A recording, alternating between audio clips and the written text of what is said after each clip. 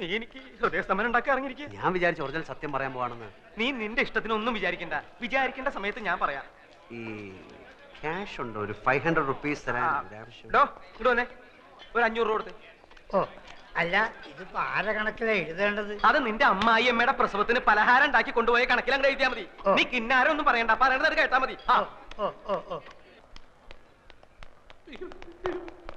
Sir എന്നോട് ക്ഷമിക്കണം, ഞാൻ അറിഞ്ഞില്ല സാർ ഇത്രയും വലിയൊരാളാണെന്ന്. ചന്ദ്രയുടെ ഭർത്താവാണെന്ന് ഒരു വാക്ക് പറഞ്ഞിരുന്നെങ്കിൽ കണ്ണും പൂട്ടി ഞാൻ അപ്പോഴേ ലോൺ തരുമായിരുന്നല്ലോ. സാറിന് എത്ര രൂപ ലോൺ വേണം? ഞാൻ ഇന്ന് തന്നെ സാങ്ഷൻ ചെയ്ത് തരാം. അപ്പൊ ലോൺ കിട്ടുമോ? ഞാൻ ഈ വർക്കീസാണ് പറയുന്നത്. നാളെ രാവിലെ ബാങ്കിലോട്ട് വാ, ലോൺ ഞാൻ ശരിയാക്കി തരാം. സാർ ഒരു ഒറ്റ ഒപ്പിട്ട് തന്നാൽ മതി. എന്റെ കുഞ്ഞുങ്ങളാണ് സത്യം. അല്ലെങ്കിൽ വേണ്ട, ഫോം ഞാൻ ഇങ്ങോട്ട് കൊണ്ടുവരാം. വേണ്ട, ഞാൻ അങ്ങോട്ട് വരാം. എന്നോട് ഒരു വിരോധവും മനസ്സിൽ തോന്നരുത്.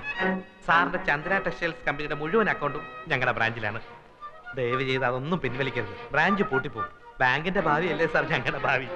അതൊന്നും പേടിക്കണ്ട. ലോൺ ശരിയാവോ? എന്തിനാ സാർ സംശയം? വർഗീസിന്റെ വാക്കാണിത്. അപ്പൊ നാളെ ഞാൻ ബാങ്കിൽ വരാല്ലേ? അയ്യോ, ധൈര്യമായിട്ട് വരണം സാറേ. ഞാൻ മനസ്സമാധാനമായിട്ട് പൊയ്ക്കോട്ടെ. ഓക്കെ.